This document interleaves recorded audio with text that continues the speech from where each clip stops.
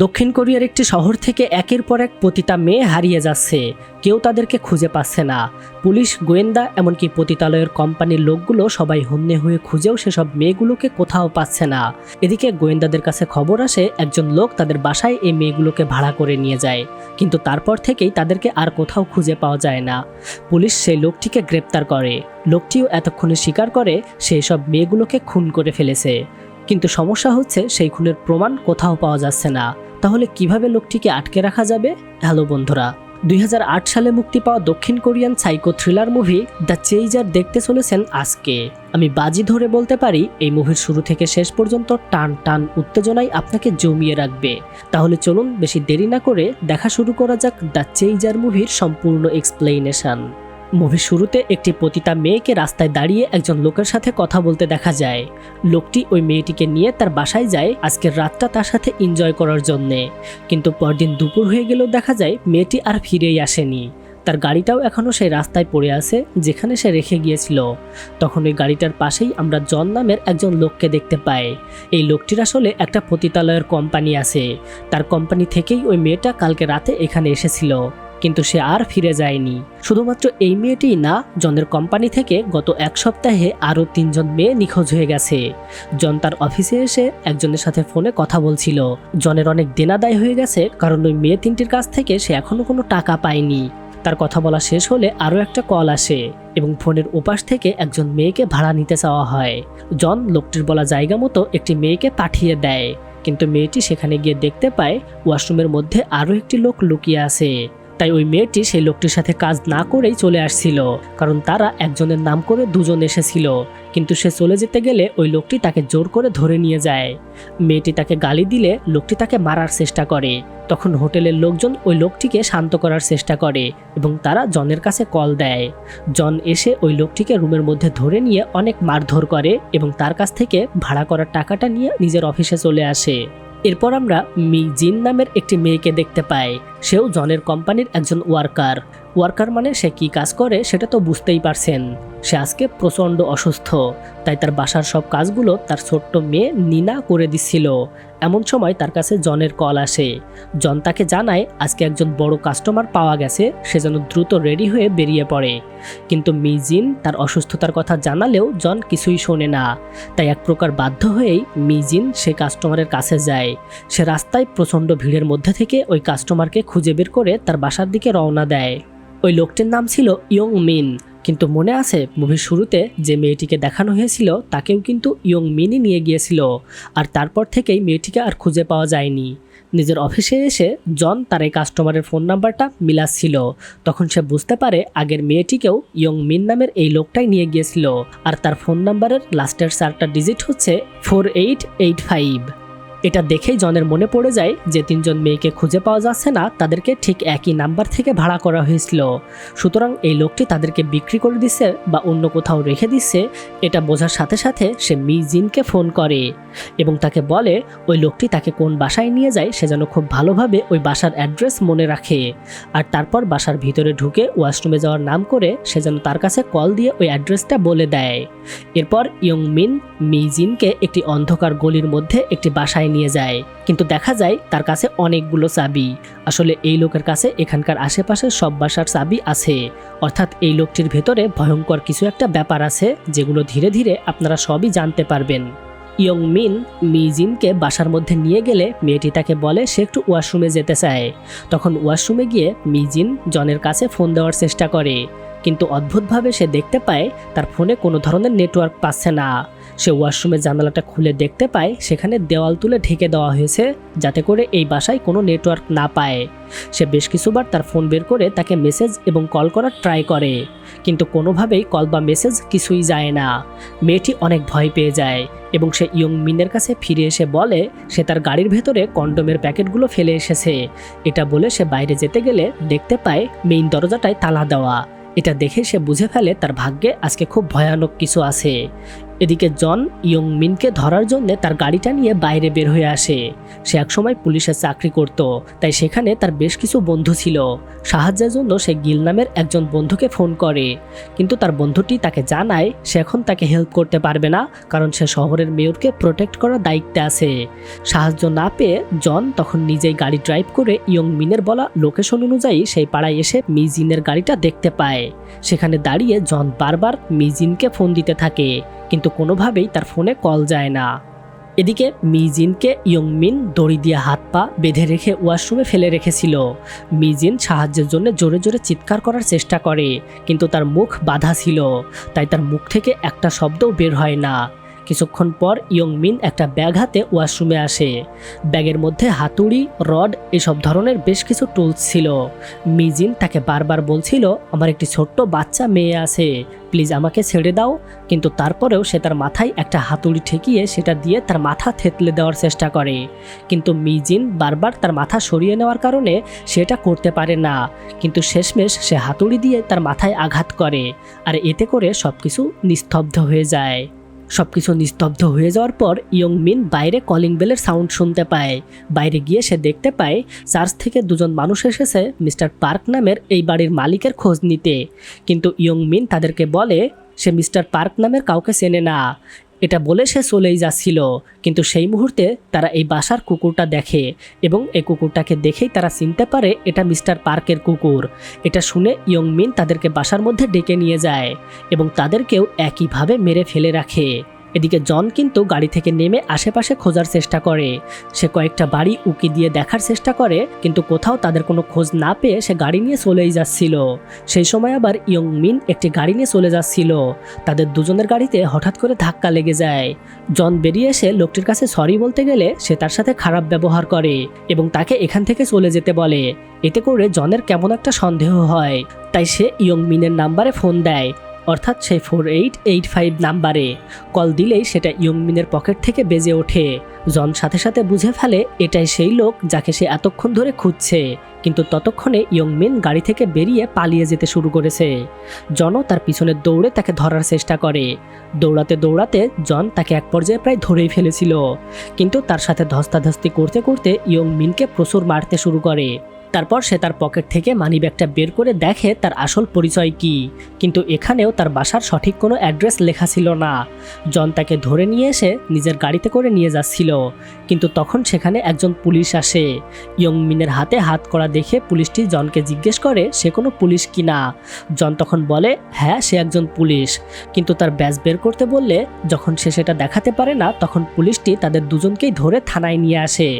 থানায় এসে জন তার সেই বন্ধুটির কাছে বারবার ফোন দেওয়ার চেষ্টা করে, কিন্তু তাকে সে কোনোভাবেই ফোনে পায় না। এদিকে পুলিশ ইয়ং মিনকে ছেড়ে দেওয়ার জন্য একটা ফর্ম ফিল আপ করতে বলেছিল।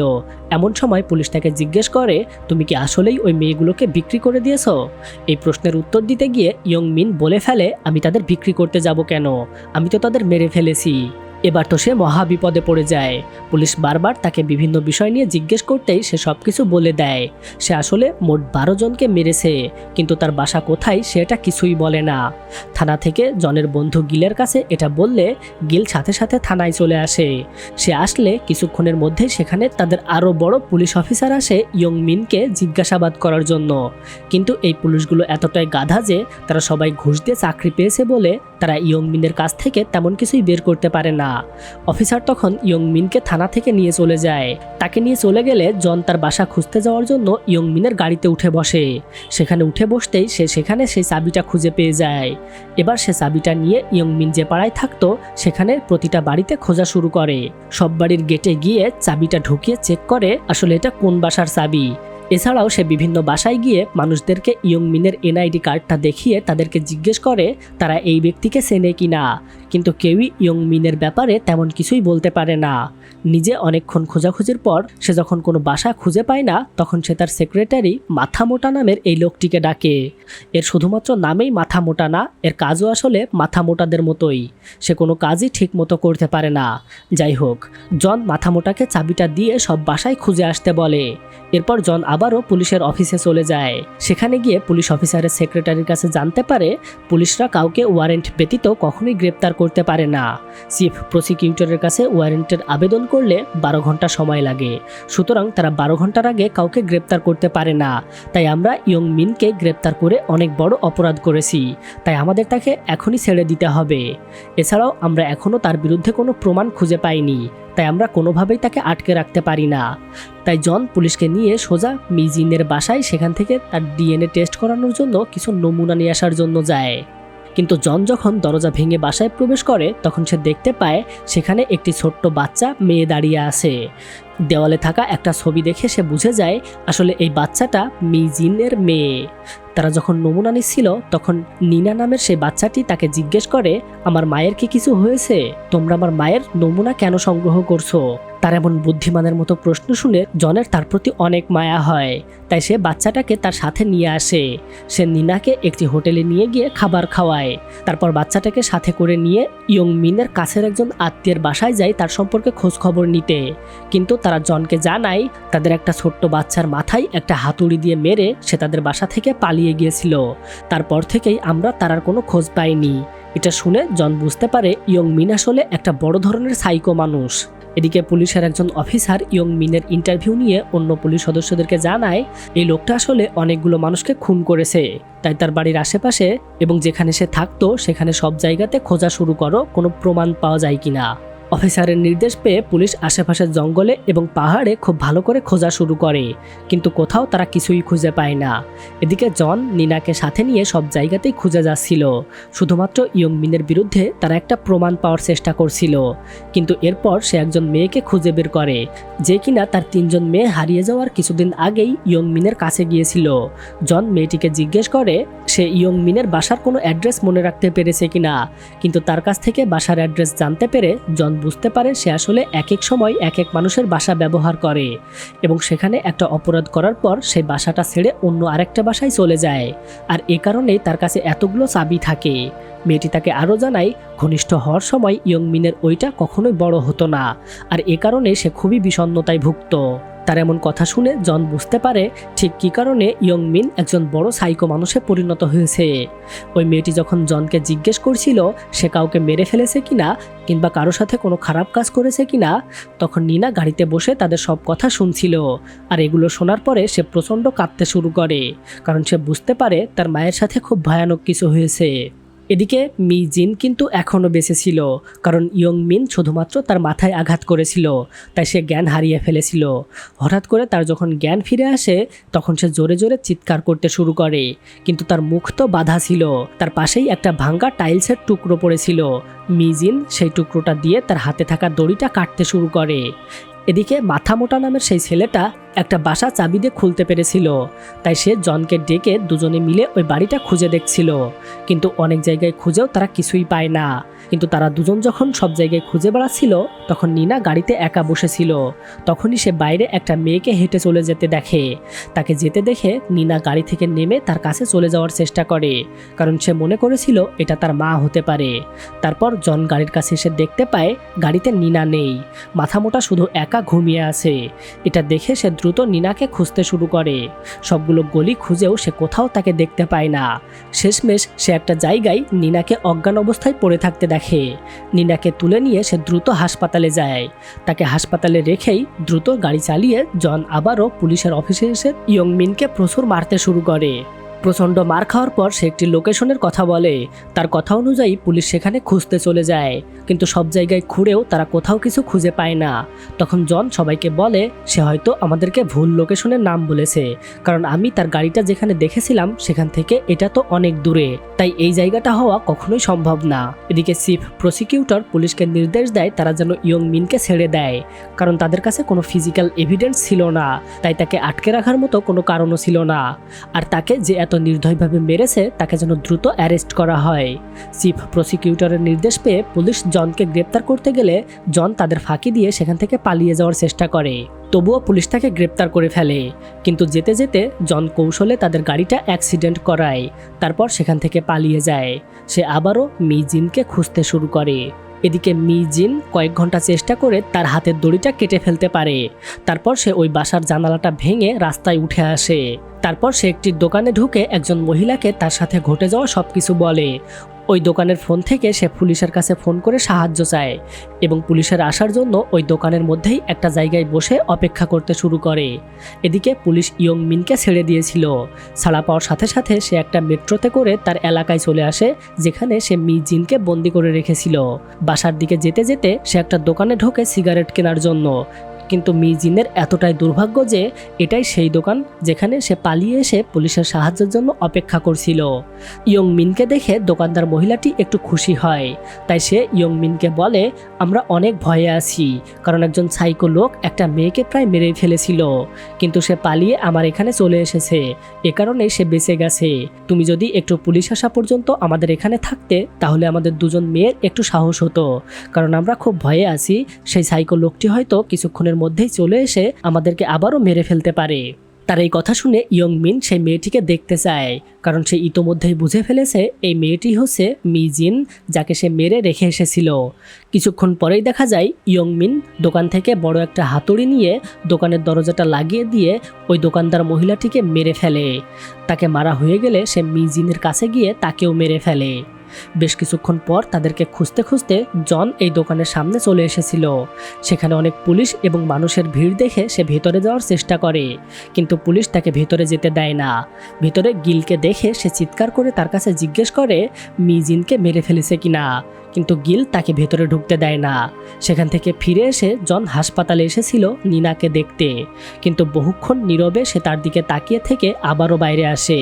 তারপর অনেক খুঁজে ইয়ং মিন যে বাড়িটাতে মি জিনকে প্রথমে মেরে ফেলে রেখেছিল সেই জায়গাটা খুঁজে পেয়ে যায় এবং সে সেখানে চুপ করে বসে থাকে। তারপর সে আরেকটা বাসার সামনে গিয়ে তার পকেট থেকে চাবিটা বের করে দেখতে পায় এখানে একটা চাবি কাজ করছে। তালাটা খুলে সে বাসার ভেতরে যায়। সেখানে ঢুকেই সে ইয়ং মিনকে সামনে পেয়ে যায়। জনকে দেখে সে পালিয়ে যেতে শুরু করে।